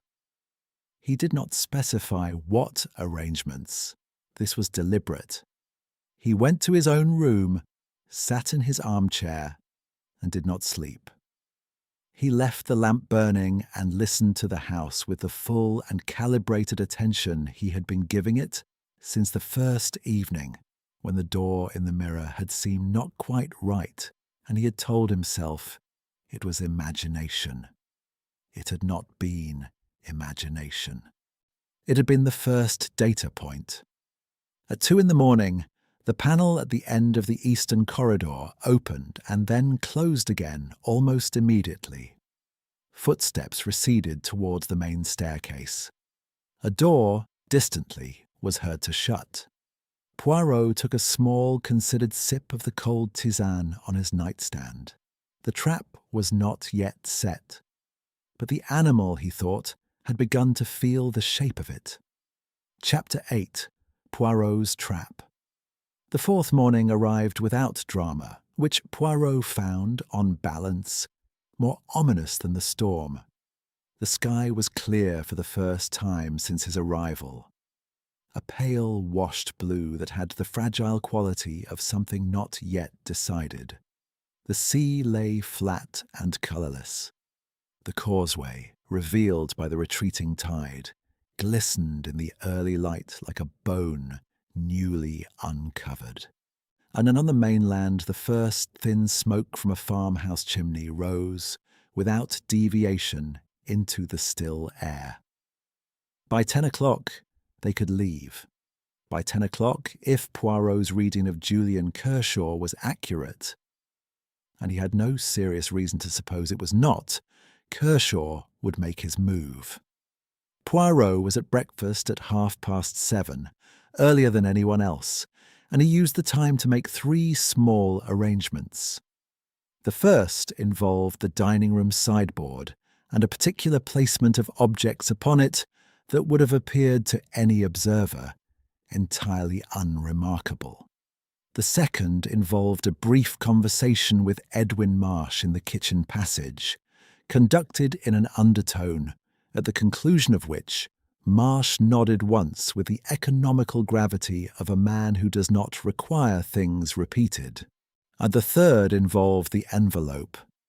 His envelope, the one he'd been carrying in his breast pocket since the library. And a short piece of writing that he completed at the dining table with his own pen in his own hand, and then sealed. He placed the sealed envelope in the precise centre of the dining table and sat back to eat his toast. The others came down in the order he had, by this point, come to expect. Clara Vane first, quietly, and she looked at the envelope on the table and then at Poirot with an expression that asked a question he answered with a small, slight nod. She sat. Lydia Armitage came next, looking as though she had slept badly, but arrived at a decision during the night that had clarified something. She moved with a new kind of purpose, and she too registered the envelope and said nothing. Mrs. Oglyde entered from the far door and stopped when she saw it, and then sat with the deliberateness of a woman overriding an instinct. Kershaw was last. He came in brushed, composed, and freshly shaved, with the morning ease of a man who has considered his options and arrived at a position of relative comfort. He saw the envelope immediately. It was, after all, designed to be seen. and his eyes moved to Poirot with the swift, almost involuntary attention of a compass needle finding north. "Good morning," he said, and sat and poured his coffee. "Good morning," said Poirot warmly. "I have been telling the others the good news. The tide recedes fully by 10. We shall be able to cross by past, I think. Edwin Marsh has already gone to prepare the carriage on the mainland side." This was not true. Marsh was in the eastern corridor. But it was said pleasantly, and Kershaw received it pleasantly, and the breakfast continued in the manner of an entirely ordinary morning, among people with no particular reason to suspect one another of anything. The envelope sat in the centre of the table throughout. It was Mrs. Glade who spoke of it first, because Poirot had arranged for her to do so. "Monsieur Poirot," she said, at a moment he had gauged correctly, "the envelope." "Ah." Poirot looked at it as though mildly surprised to find it there. "Yes, I prepared that this morning. It contains the name of the person responsible for the mechanism in the passages, for the supernatural effects, and for the death of Dr. Armitage." He picked up his coffee cup. "I thought it appropriate to have it written down before we leave the island, in the event that anything should prevent me from delivering my conclusions to the police in person." The quality of stillness around the table was of 5 people each performing, with varying degrees of success, the act of appearing unstirred. "Dramatic," said Kershaw with a light smile. "I am occasionally a little dramatic," Poirot agreed with perfect good humour. "It is a failing, but in this instance it serves a purpose." He set down his cup. "The person named in that envelope has, I think, one remaining problem: the ledger. He came to this house to find it and to ensure that it did not reach the mainland in any condition to be used as evidence. He has not yet succeeded in this. He knows that I have read it. He does not know where it is." No one moved. "He will need to find it," Poirot continued, in the tone of a man thinking aloud, "before the tide falls, and before we cross, and before the police become involved. He has perhaps 2 hours." A pause. "I mention this in the spirit of complete transparency." Kershaw looked at the envelope. It was a look of perhaps 2 seconds' duration, but Poirot had been waiting for exactly that look, and he read it with the precision of a man reading a language he has spoken since childhood. Calculation, assessment, the rapid weighing of what the envelope could contain against what it could not possibly contain, and beneath that, barely perceptible, the conclusion that a sealed envelope at the centre of a table, with 5 witnesses, was a problem whose solution was not violence, but speed. "If you will excuse me," Kershaw said, rising with the unhurried ease of a man who has somewhere entirely unimportant to be. "I should begin packing." He left the dining room. Poirot counted to 15. Then he said, "Miss Vane, if you would be good enough to come with me." He rose, straightened his coat, and addressed the remaining women with a courtesy that contained, beneath its surface, a precise instruction. "Mrs. Glyde, Miss Armitage, please remain here, and please do not touch the envelope." He did not wait to see whether they complied. The eastern corridor was dim, the morning light barely penetrating from the single window at its far end. The panel stood slightly open, not widely, barely a finger's width, but Poirot had left it flush the previous night, and it was not flush now. He stood beside it and listened. From within the passage came the sound of movement, careful movement, the kind that believes itself inaudible. A scrape of boot on stone. A pause.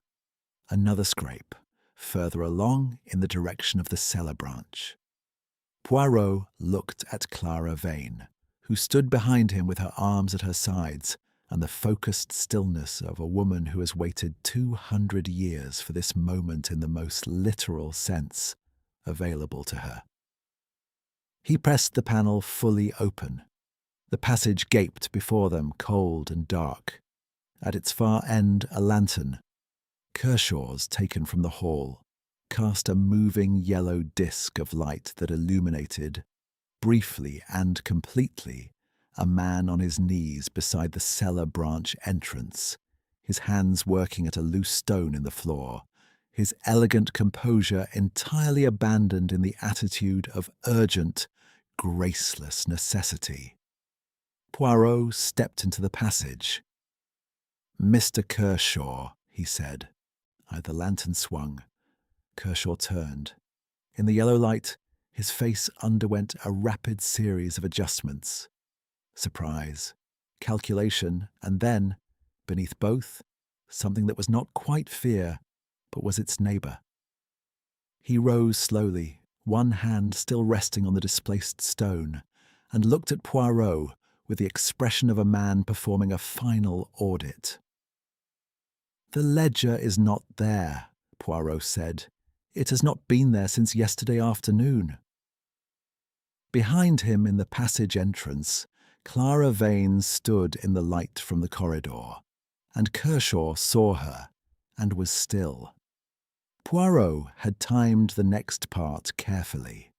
From the panel at the far end of the passage, the one that opened into the library, which Marsh had been instructed to enter at precisely this moment from the library side, came the sound of the panel swinging wide, and the sudden, generous flood of morning light from the library windows, pouring down the passage and illuminating it from end to end. There was nowhere in that light to be anything other than precisely what one was. Kershaw looked at the light. He looked at Poirot. He looked at the stone floor where the ledger was not. Then he smiled, and the smile was genuine in a way that none of the previous ones had been. Smaller, stripped of performance, almost rueful. "They wanted a ghost," he said quietly. "It seemed unkind not to provide one." "They wanted the truth," said Clara Vane from the doorway. Kershaw looked at her for a long moment. Something moved across his face that was not remorse, precisely, but was perhaps the recognition of what remorse would feel like if he permitted it. He did not move. He did not speak again. De Poirot stepped forward, and the matter, for all practical purposes, was concluded. Chapter 9. Daylight kills all ghosts. They assembled in the drawing-room at 11 o'clock, which was Poirot's hour and Poirot's choosing, and the morning light came through the newly cleared windows with the impartial generosity of something that has been waiting a long time to be let in. Edwin Marsh stood by the door. Julian Kershaw sat in the chair nearest the cold fireplace, not restrained, not guarded in any visible sense, simply placed in the way that a man is placed when all his exits have been courteously removed. He sat with his legs crossed and his hands in his lap, and the rueful quality that had surfaced briefly in the passage had settled into something more permanent, like a mask that has been worn so long that removing it reveals not a face, but the impression of one. The others arranged themselves without instruction, which told Poirot something about the condition of each. Mrs. Glede in the upright chair to the left, her hands folded with the composure of a woman conducting a formal occasion. Lydia Armitage on the settee, her posture carrying a new, angular tension that had not been there at the beginning of the week. Clara Vane standing, as was her habit, slightly apart, with the ledger held against her side. Poirot stood before the mantelpiece. He did not pace. He did not perform. He simply spoke in the measured, unhurried manner of a man who has ordered his thoughts with the same care he gave to everything else, and who requires only that he be listened to. "We begin," he said, "not with Mr. Kershaw, but with a woman who has been dead for 200 years, because this is, at its foundation, her story, and it is only courteous to acknowledge that." He allowed a moment. Eliza Vane discovered a ledger. She was not looking for it. I think she found it in the course of some ordinary domestic task, behind the fireplace that Mrs. Dallow's kitchen range replaced last year, where it had sat undisturbed since 1821.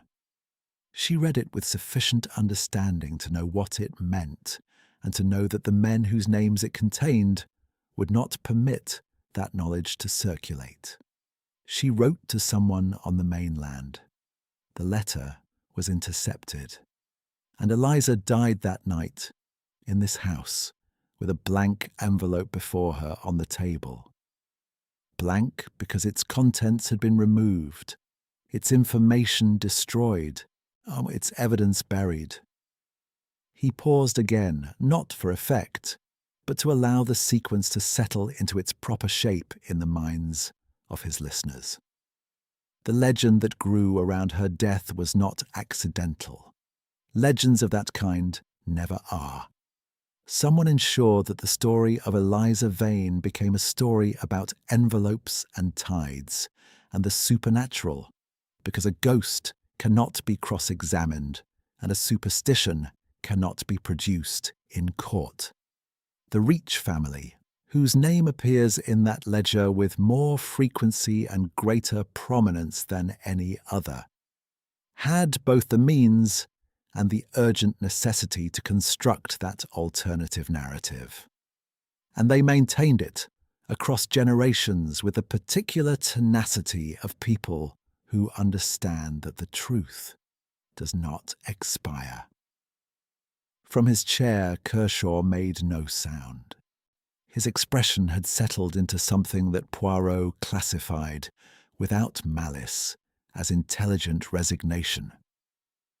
"Mr. Julian Kershaw," Poirot continued, turning slightly, "is the grandson of George Reach, whose solicitors in Plymouth administered an estate that included, among other assets, certain title interests in properties along this stretch of coastline, interests that derived ultimately from the profits detailed in the ledger.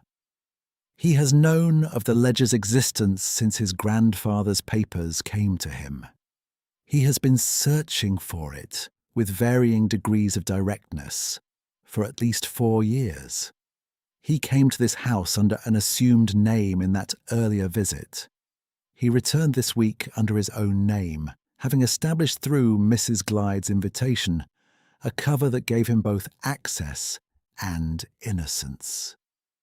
Lydia Armitage said, with a precision that cut cleanly through the room, "And my father?" Poirot turned to her with the consideration she deserved. "Your father," he said carefully, "was not an innocent man, but neither was he the guilty one.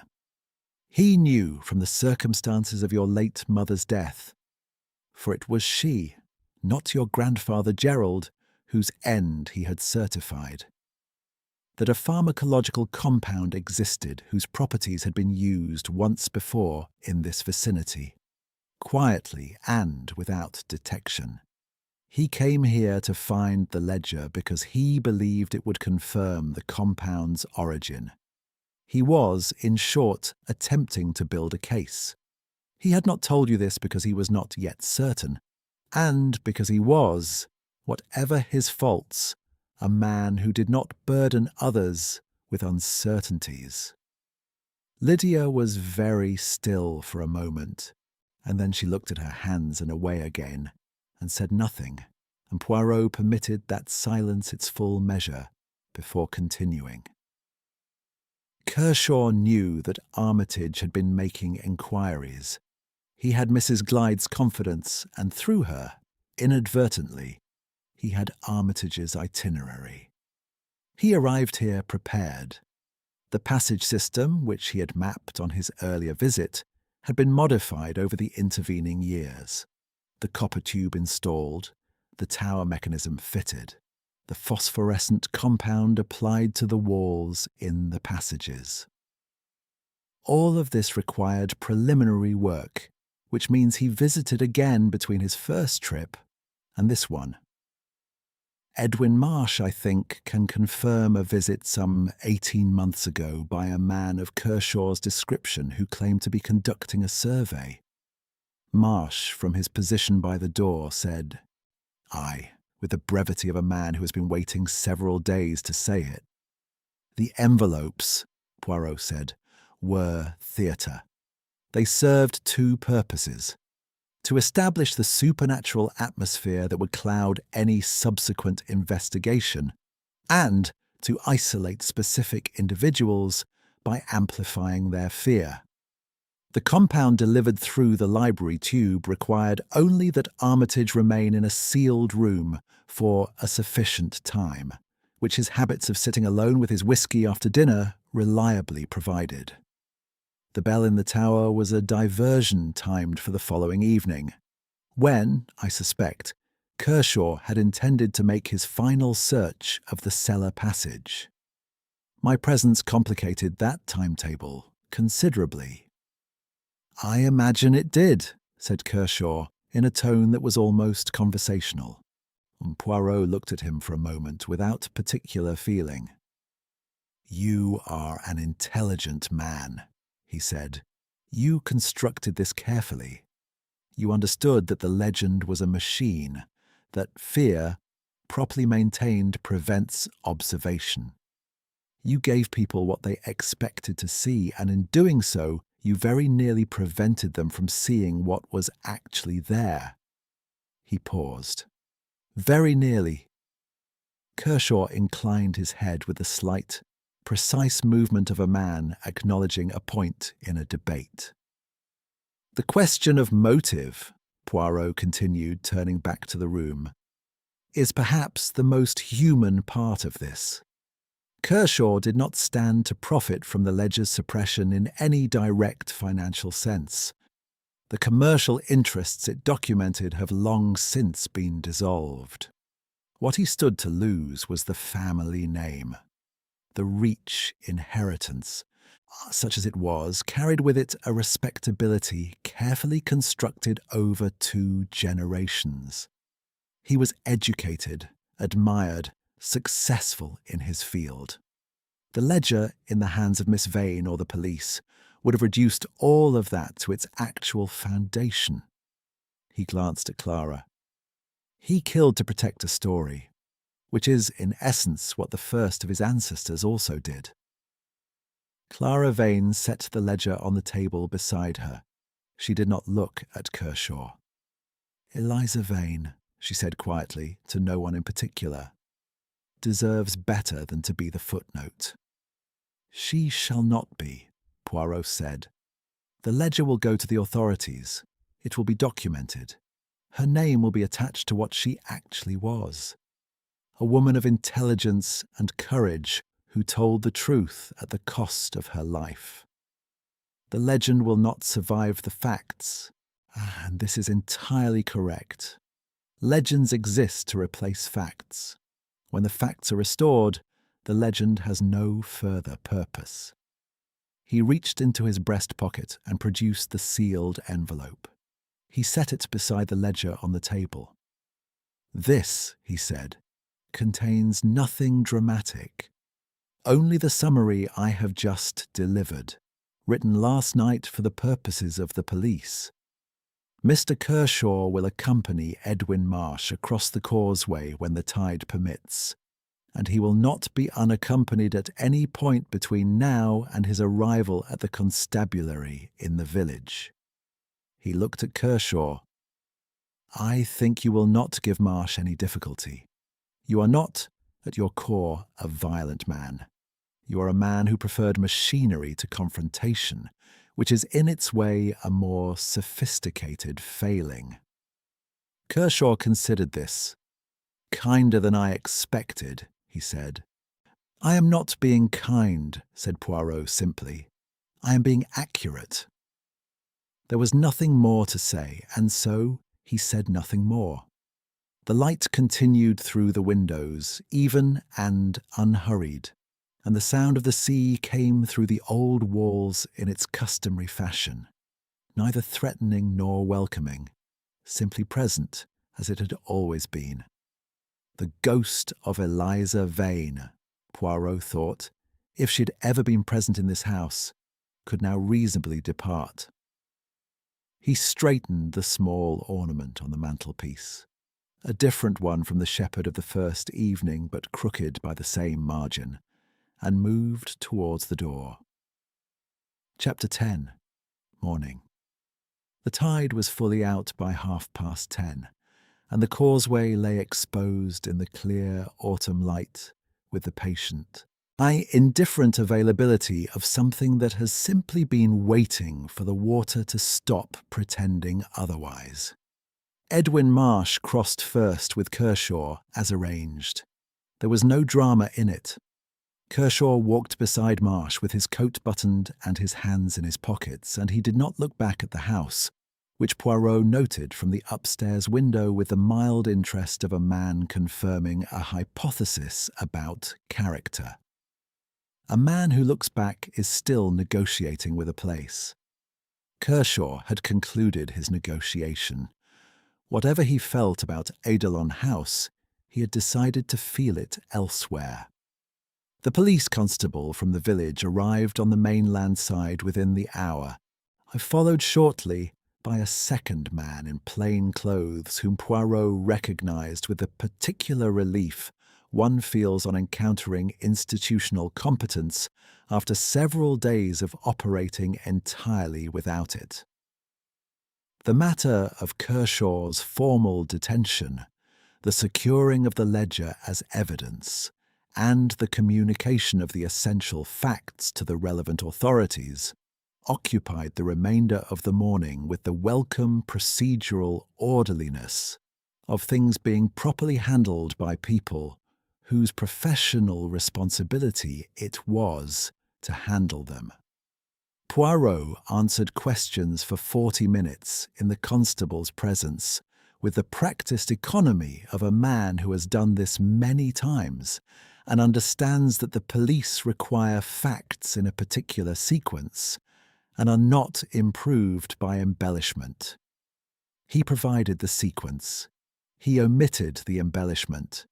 He recommended strongly that a pharmacologist of some expertise be engaged to examine the library flue and the copper tube before anyone disturbed either.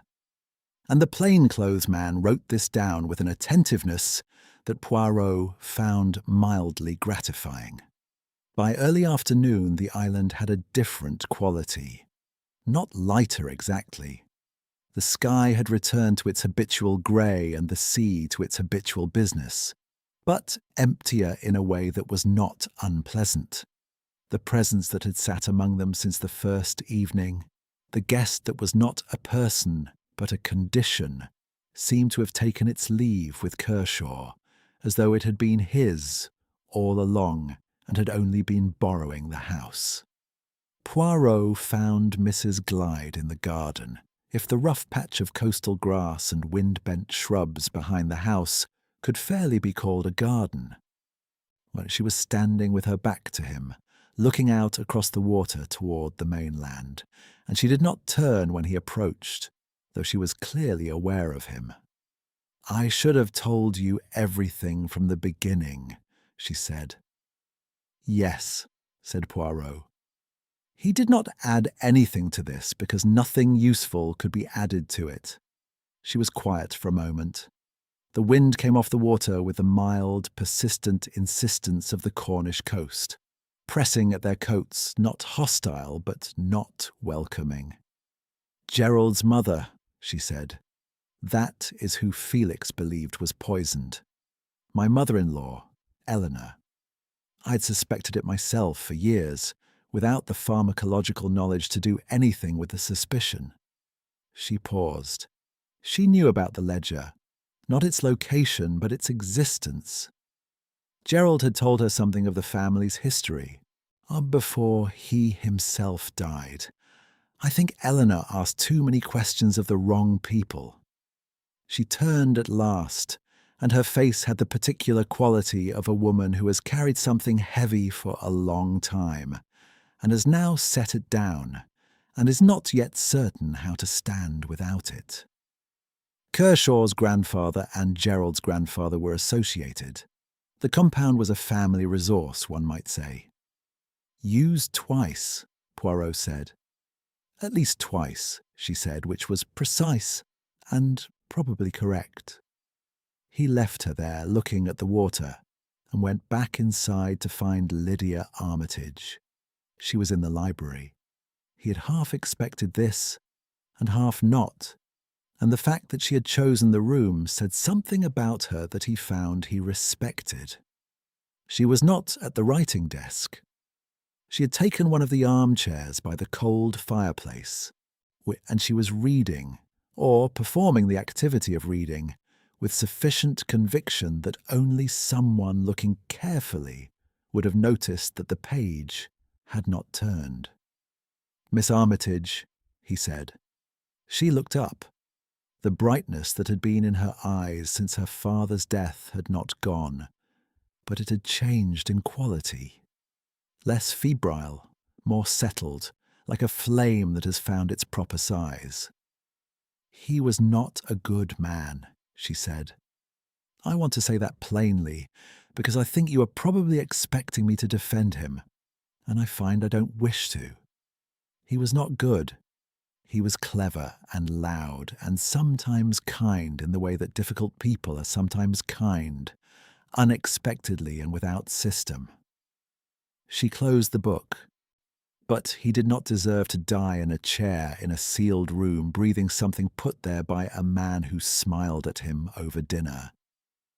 "No," Poirot said, "he did not." "Will they, the authorities, look into Eleanor Armitage, my grandmother?" "I shall ensure that they do," Poirot said, with a directness that left no space for qualification. She nodded once, and returned to her unread page, and Poirot understood this as a dismissal of the comfortable kind, and took his leave accordingly. Clara Vane was on the causeway. He saw her from the house door as he was making a final circuit of the ground floor. The systematic, habitual check of a man who dislikes leaving places without understanding them fully.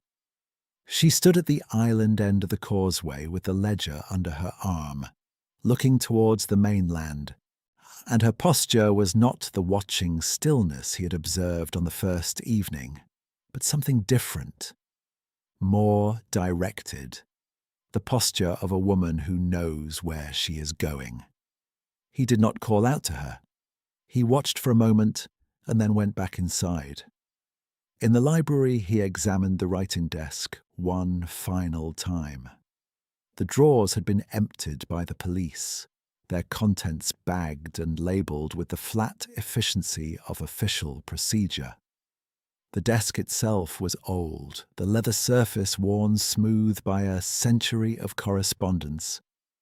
Poirot ran one hand across it and thought of Armitage sitting here in the last hours of his life, not knowing what was in the air. He thought, briefly, of the other desk. Eliza Vane's table in whatever smaller house had stood on this island before the glides built their Georgian facade over the older stones. Saw the envelope before her. Her hands folded, her eyes open on something no one else would see for 200 years. He straightened the desk blotter by an exact half-inch from old habit and went upstairs to pack. His bag required 11 minutes. He was constitutionally unable to require more, the placing of each item being governed by principles that had long since become automatic. His brushes in their case, his correspondence in its folder, his 2 spare pairs of gloves nested precisely.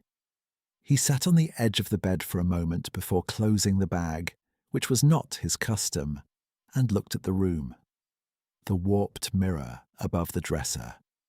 The chair where he had sat through 2 nights without sleeping.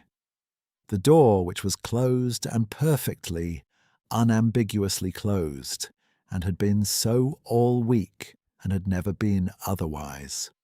He thought of the draft on the back of his neck that first evening. He thought of the panel that breathed.